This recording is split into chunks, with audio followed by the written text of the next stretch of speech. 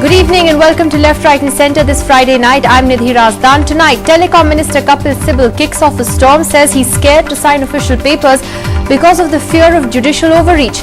Is he right? Are Indian courts now an impediment in decision-making, or is the government blaming the courts for its own mistakes?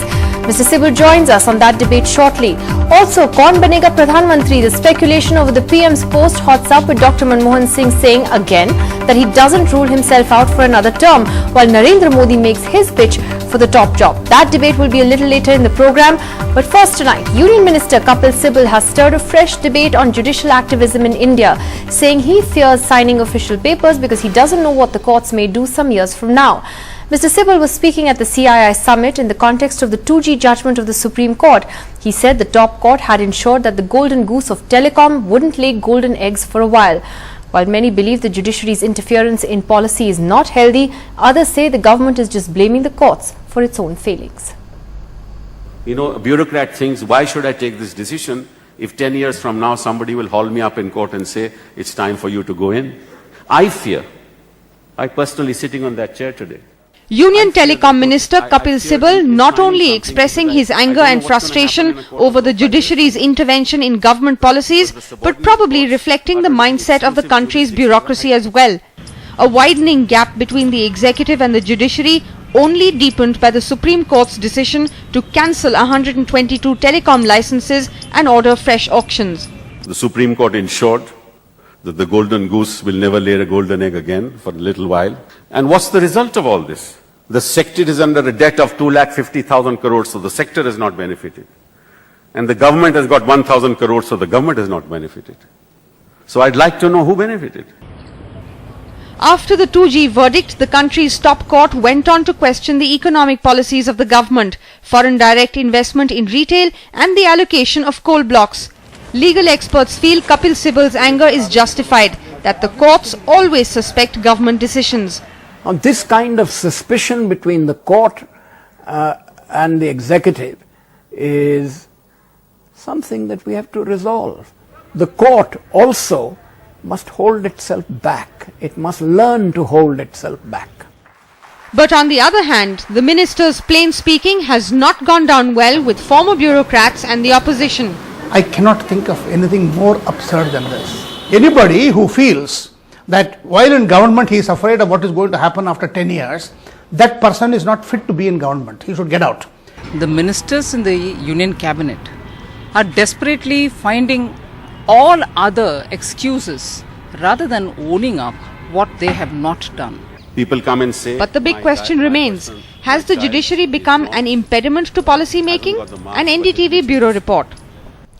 Well, I spoke to Union Minister Kapil Sibal just a short while ago for more perspective on what he had tried to say.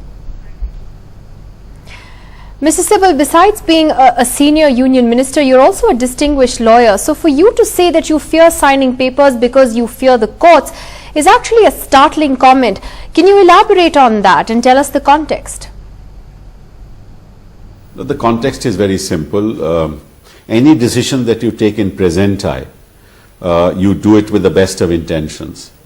But if you look at any decision 5 years from now or 7 years from now, and ex post facto decide whether that was the best decision to take in the circumstances, after facts are revealed thereafter, then you could 5-7 years from now could well say that perhaps another decision could have been taken.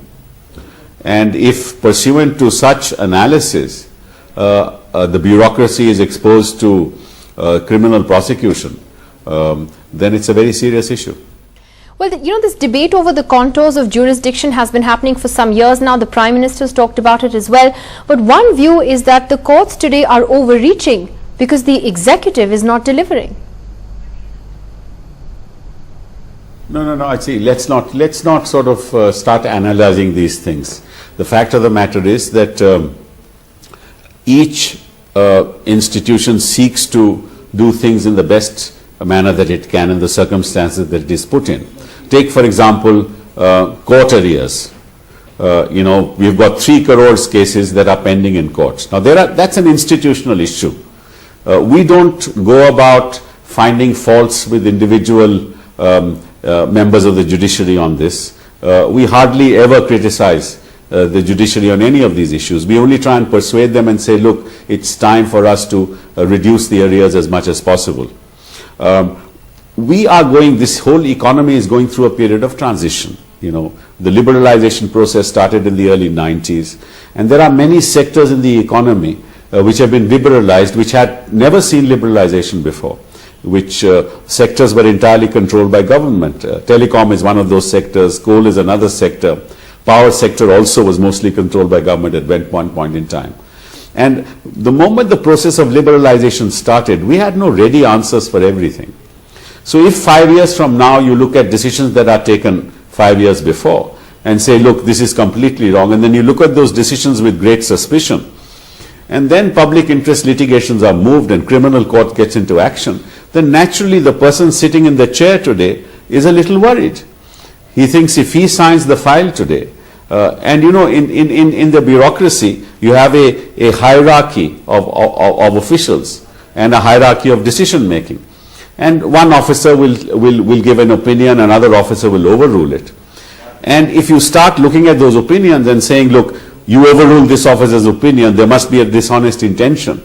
And all these things have started happening only since 2010. And I think that is a worrisome thing. And what we need to do is, while yes, for those who are corrupt and who are demonstrated to be corrupt, the court must come down very strongly against them. But not every decision-making process, and especially in the context of policy, should be looked upon with an eye of, with the needle of suspicion. Well, you know, Mr. Sibal, though, the critics will say that the government attacks every constitutional institution when it doesn't suit you. You've had a long-standing battle with the CAG, and now you're attacking the courts. That's what critics say. Who is attacking any court? Nobody has attacked any court. Nobody has attacked the court. If I disagree with the contours of a judgment, it doesn't mean I'm attacking the court. I mean, this is part of freedom of expression. I'm entitled to say, the government is entitled to say they don't agree with the logic of the judgment. I mean, how can you say that is attacking the court? This is the most. I mean, I've never heard of such a comment. That means that whatever the court says, no matter in what circumstances, no matter what conclusion, if we say that we do not agree with it, then we cannot say that. Is that your the reason why you're asking this question? I asked that question because a former cabinet secretary actually raised this point, and he says the government is attacking the courts. If you were to go to the Harvard Law Review or any law review articles, you will find a series of articles criticizing the conclusions of judges of the Supreme Court. I have never heard of anybody in the media anywhere in the world say that criticizing a judgment or not agreeing with the logic of the judgment is attacking the court. We have never in the last 9 years attacked any individual or attributed any motives. In fact, I think the judiciary renders its judgment in the best of motives. But that doesn't necessarily mean that what judgments ultimately emerge are necessarily right. Well, in your speech at the CII and in your comments there, you also took a dig at the CAG and the media. Now, you said that the sense of fear also emanates from institutions like the CAG as well as the media. Again, I say that you've had a long-standing battle with the CAG that we know about. But what's your grouse with the media? I have no grouse with the media. Not at all. I have absolutely no grouse. I only think that the nature of the electronic media is such that you need to project news on a daily basis, breaking news on a daily basis, and therefore you need to sensationalize issues, and you know and I know that you've been doing it. I'm not talking about your channel, but by and large the electronic media sensationalizes everything and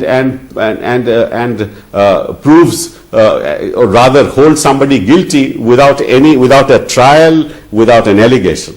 And I think that's a very dangerous trend. And this is not a complaint. This is the way institutions are functioning in this country. And this is, again, we are going through a period of transition, and I am sure that it will settle down after a couple of years. But that's exactly what it is. And we have never attacked. I have never attacked the CAG personally. I may not agree with his conclusions, but you please check the record in the last 9 years, and you would have never seen a sentence of mine attacking the CAG personally. Well, you may not have, but your colleagues in the government and the party have attacked the CAG personally. No, don't. You ask me the question with respect to myself, okay? Because you are taking my interview, and you please ask me those questions which relate to me. Well, let me move on from that. You also said at the CII that the telecom sector is the golden goose that will never lay a golden egg again, or at least for the time being. Obviously, you were speaking in the context of 2G.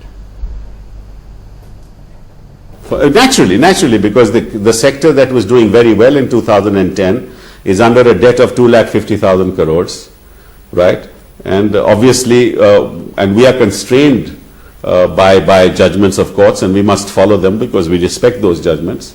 And it's very difficult to bring the sector back, and we are trying very hard. Well, let me ask you finally, Mr. Sibal, what can be done then to restore that golden goose status? Should the courts take corrective steps, or will you legislate? No, you know, it is not for me to start sort of advising institutions. It's not for me to do that. All that I need to say is that as long as we adhere to the contours of institutional jurisdiction, I think we will be okay. And I believe that all this again will settle down. This is a passing phase. All right, Mr. Kapil Sibal, thanks very much.